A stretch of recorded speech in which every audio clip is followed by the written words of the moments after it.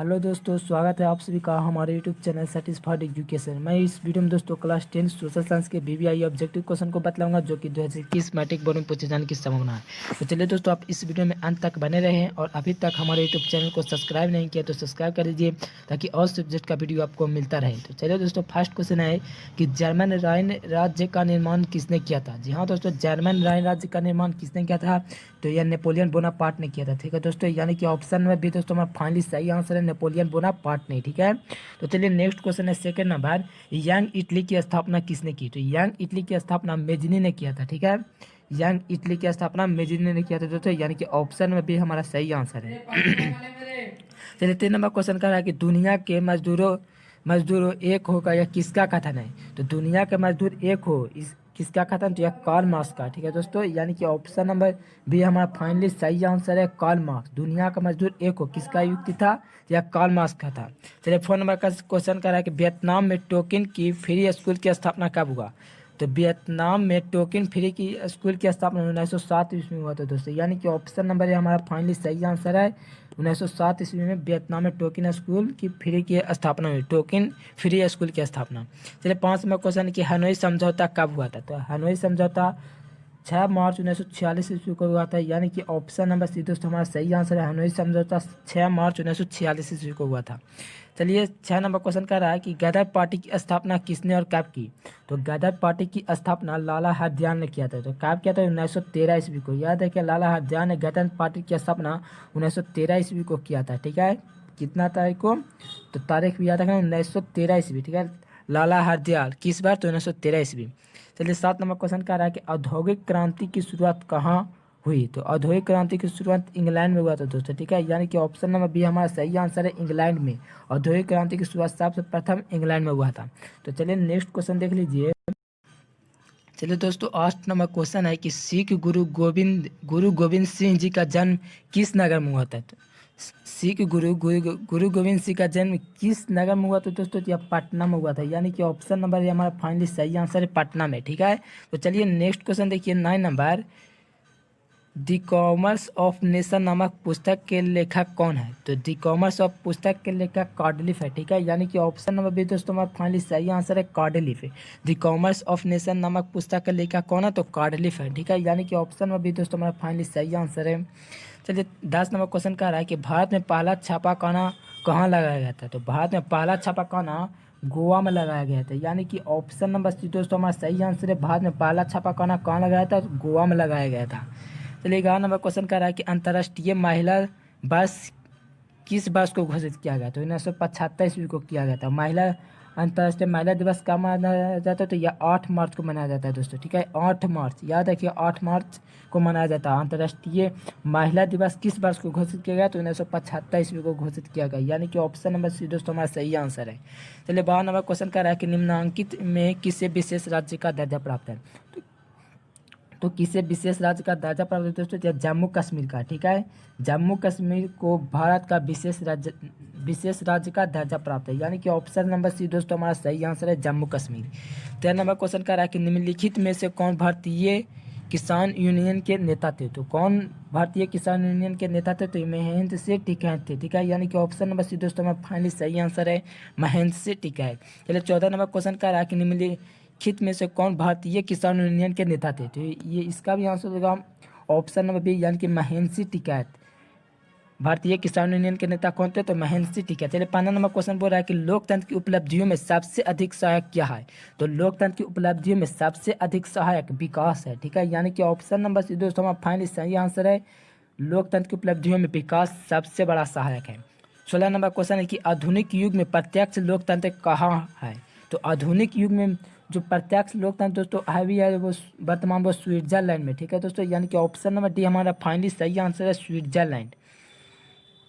चलिए 17 number question कह रहा है कि भारत में कौन सी दलीय व्यवस्था है? तो भारत में बहुदलीय व्यवस्था दोस्तों। ठीक है, यानी कि ऑप्शन नंबर सी हमारा सही आंसर है, बहुदलीय व्यवस्था।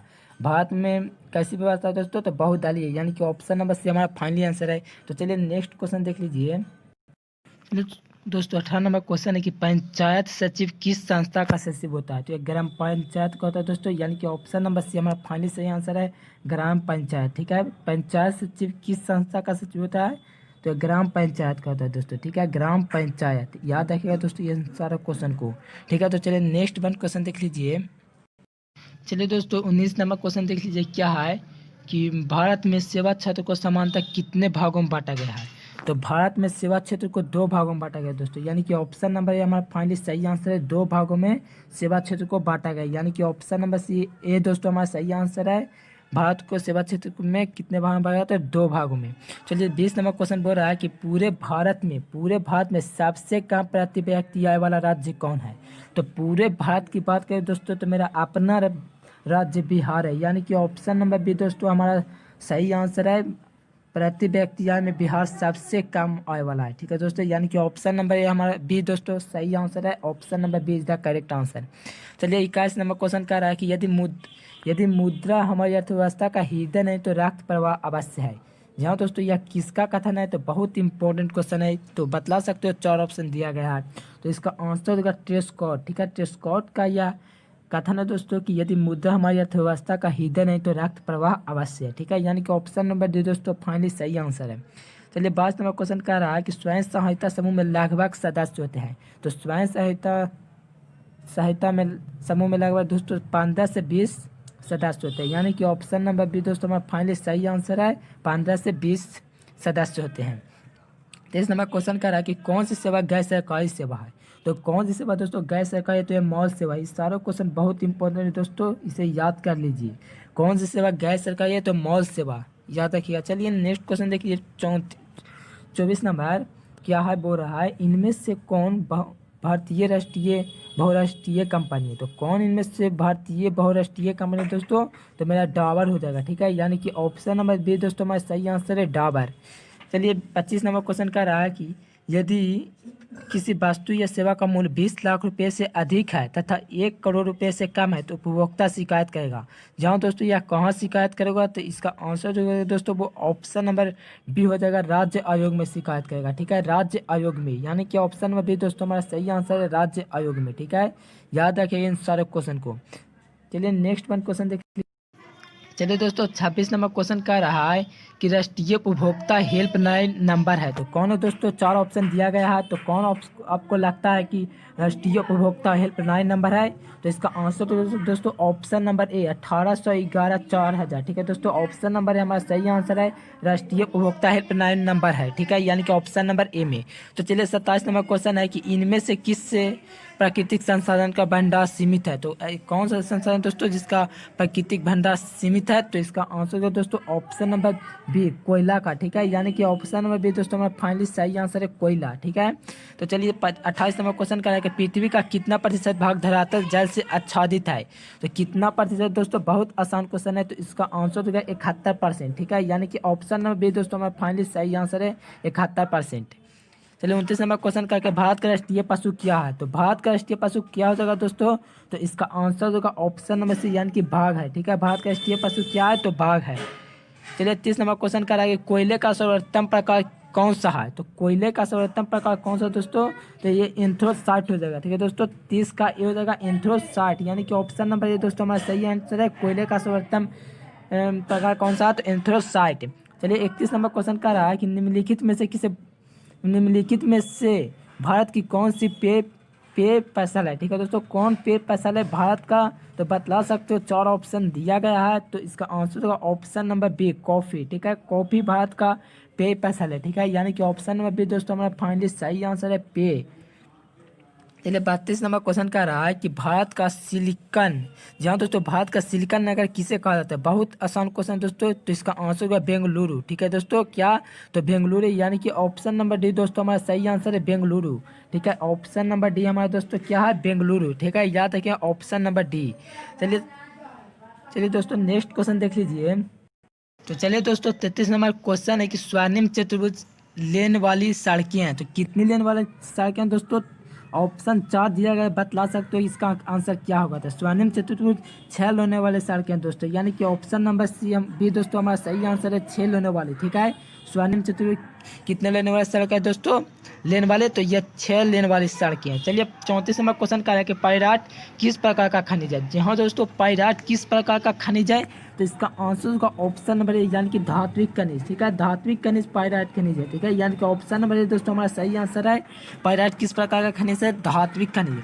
चलिए 35 नंबर क्वेश्चन है कि कौबर झील बिहार राज्य के किस राज्य में स्थित है? जी हाँ दोस्तों, कौबर झील बिहार के किस राज्य में अवस्थित है? बहुत इंपॉर्टेंट क्वेश्चन है दोस्तों। तो इसका आंसर होगा ऑप्शन नंबर बी, यानी कि सॉरी दोस्तों, ऑप्शन नंबर सी, यानी कि बेगूसराय जिला में। ठीक है, कौबर झील कहाँ है? तो बेगूसराय में। याद रखिए दोस्तों, बहुत बार इन सारों क्वेश्चन को पूछा जा चुका है बोर्ड एग्जाम में।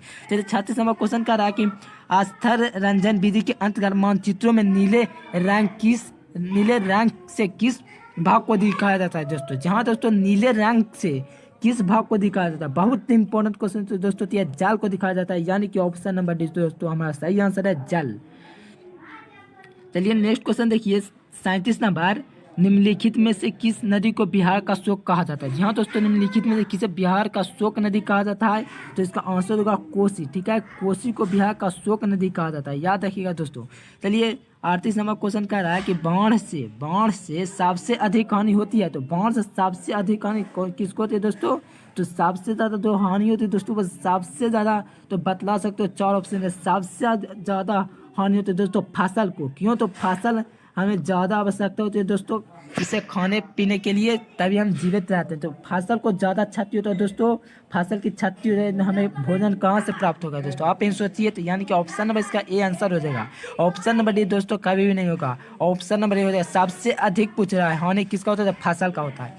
चलिए 39 नंबर क्वेश्चन का रहा है कि कृषि सुखाड़ होता है। तो कृषि सुखाड़ कहाँ पर होता है दोस्तों? किसके अभाव में होता है? बतला सकते हो, 4 ऑप्शन दिया गया है। तो इसका आंसर होगा दोस्तों जल के अभाव में। ठीक है, आप इन सोचिए कृषि सूखा कैसे होगा? तो जल के अभाव में ही ना होगा दोस्तों, यानी कि ऑप्शन नंबर है हमारे दोस्तों फाइनली सही आंसर है। चलिए लास्ट क्वेश्चन देखिए दोस्तों 40 नंबर, भूपटल के नीचे का वह स्थल जहां भूकंप का जन्म होता है क्या कहलाता है? बहुत आसान क्वेश्चन दोस्तों, अभी होप आप सभी को पता होगा। तो यह भूकंप केंद्र होता है दोस्तों, यानी कि ऑप्शन नंबर है हमारा सही आंसर है। और अभी तक हमारे यूट्यूब चैनल को सब्सक्राइब नहीं किया तो सब्सक्राइब कर दीजिए, ताकि ऑल सब्जेक्ट का आपको वीडियो समय समय पर मिलता रहे। ठीक है दोस्तों, तो हमारे यूट्यूब चैनल को सब्सक्राइब कर दीजिए, ताकि आपकी तैयारी बहुत अच्छे तरीके से हो सके। ठीक है दोस्तों, चलिए दोस्तों फिर मिलेंगे नेक्स्ट वीडियो में, तब तक के लिए thanks for watching this video.